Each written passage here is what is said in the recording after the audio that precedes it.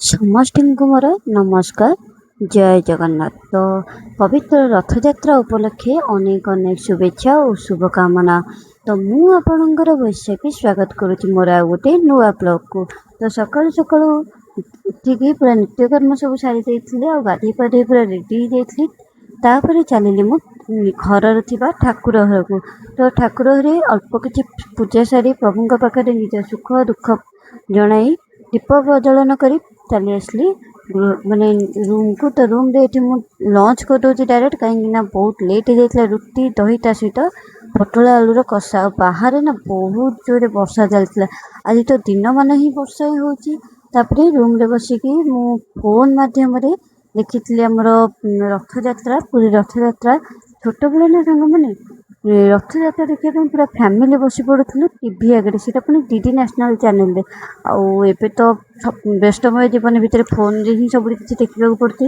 ତାପରେ ମୁଁ ଏଠି ପଳେଇ ଆସିଥିଲି ଆମର ଘର ପାଖରେ, ଯେହେତୁ ରଥଯାତ୍ରା ହେଉଛି। ତ ସେତେବେଳକୁ ପ୍ରଭୁ ବଳଦେବଙ୍କର ମାନେ ଆମର ପହଣ୍ଡି ସରିଥିଲା। ତାପରେ ଏଠି ଚାଲିଥିଲା ମା ସୁଭଦ୍ରାଙ୍କର ପହଣ୍ଡି। ଆଉ ମା ନା ଆଜି ବହୁତ ସୁନ୍ଦର ଦେଖା ହେଉଛନ୍ତି। ଆଉ ଝିପିଝିପି ବର୍ଷାରେ ତ ତାଙ୍କ ଲୀଳା ଅପୂର୍ବ। ତାପରେ ଆସୁଛନ୍ତି ଆମର କୋଟି ଓଡ଼ିଆଙ୍କର ମଉଡ଼ମଣି ଜଗତର ନାଥ ଜଗନ୍ନାଥ, ଯାହାଙ୍କର ନୀଳା ଅପୂର୍ବ ବିଚିତ୍ର। ଆଉ ସିଏ ତ ଝୁଲି ଝୁଲି ଆସିବ ନା, ଯାହା ହେଲେ ସିଏ ପରା ଆମ କାଳିଆ। ଆଉ କେତେ ତ ଦୁଷ୍ଟ ଆପଣମାନେ ତ ଜାଣିଛନ୍ତି, ତା କଥା ନ କହିବା ଭଲ। ଆଉ ପ୍ରଭୁ, ତୁମ ପାଖରେ ମୋର ଅଭିଯୋଗ ଅଛି, ତୁମ ଉପରେ ମୋର ଅଭିମାନ ଅଛି, ଅଳି ବି ଅଛି। ହେଲେ ହାତ ପାତି ମାଗିବି ନାହିଁ ତୁମକୁ, କାହିଁକି ନା ଜୀବନରେ ବହୁତ କ୍ଷେତ୍ରରେ ଜିତିଛି କମ୍, ହାରିଛି ଅଧିକ। ଠିକ୍ ଅଛି, ସବୁ ତୁମରି କୃପା। ତ ଏଠି ଆଗରେ ସୁଦର୍ଶନ ଗଲେ, ତାପରେ ପ୍ରଭୁ ଏଇଠି ମାନେ ଧାଡ଼ି ପହଣ୍ଡିରେ ଯାଉଛନ୍ତି ଆମର ରଥ ଉପରକୁ। ତ ଏଇ ଦୃଶ୍ୟଟା ନା ଅତ୍ୟନ୍ତ ମାନେ ହୃଦୟ ସ୍ପର୍ଶୀ। ଯେଉଁମାନେ ପୁରୀରେ ଅଛନ୍ତି ତାଙ୍କର ତ ସୌଭାଗ୍ୟ। ତ ଆମେ ମଧ୍ୟ ଜଗାର ଭକ୍ତ ହେଇକି ଏଇଠି ତାର ସୌଭାଗ୍ୟ ଲାଭ କରିପାରିବୁ, ସେଇଟା ଆମ ପାଇଁ ବଡ଼ କଥା। ତ ଆଜି ରଥଯାତ୍ରାରେ ତ ଆମ ଗାଁରେ ବହୁତ ଜାଗାରେ ରଥଯାତ୍ରା ହୁଏ। ନିହାତି ଆମର 2-3ଟା ରଥ ହୁଏ। ତ ଛୋଟବେଳେ ଆମେ ଛକ ମାନେ ଆମର ଯେଉଁ ବଜାର ଅଛି ସେଇଠି ହିଁ ରଥଯାତ୍ରା ହେଉଥିଲା।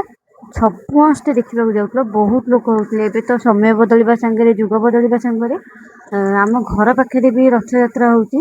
ଯାହା ହଉ, ବହୁତ ବଢ଼ିଆ କଥା। ଆଉ ପ୍ରଭୁ ସମସ୍ତଙ୍କୁ ଖୁସିରେ ରଖନ୍ତୁ। ତ ମାନେ 3 ଠାକୁର ରଥ ଉପରେ ବିରାଜମାନ ହେବା ପରେ ଆଳତି ହେଇଥିଲା, ଆଳତି ସମସ୍ତେ ପାଇ ଦେଇଥିଲେ। ଏବେ ଆରମ୍ଭ ହେଇଗଲା ରଥ ଟଣା। ବର୍ଷା ତ ପୁରା ଅନବରତ ହେଉଛି, ଝିପିଝିପି ବର୍ଷାରେ ମଧ୍ୟ ଆମର ଲୋକମାନେ ବର୍ଷାକୁ ଖାତିର ନ କରି ରଥକୁ ଯଦି ଚାଲିଲେ। ଆଉ ଏଠି ଡାହୁକୁ ମଧ୍ୟ ଆଗକୁ ବଢ଼େଇ ନେଉଛନ୍ତି। ତାପରେ ଘରକୁ ଆସିକି ମୁଁ ଏଠି ସୁଗାର ଫ୍ରିର ୟୁନିବିକ୍ସର 2ଟା ବିସ୍କେଟ୍ ଅର୍ଡ଼ର କରିଥିଲି, ଯେଉଁଟାକି ବହୁତ ହି ଟେଷ୍ଟ ଥିଲା ଆଉ ଭଲ ବି ଲାଗିଲା। ତ ଆଜିର ଭିଡ଼ିଓ ବାସ୍ ଏତିକି।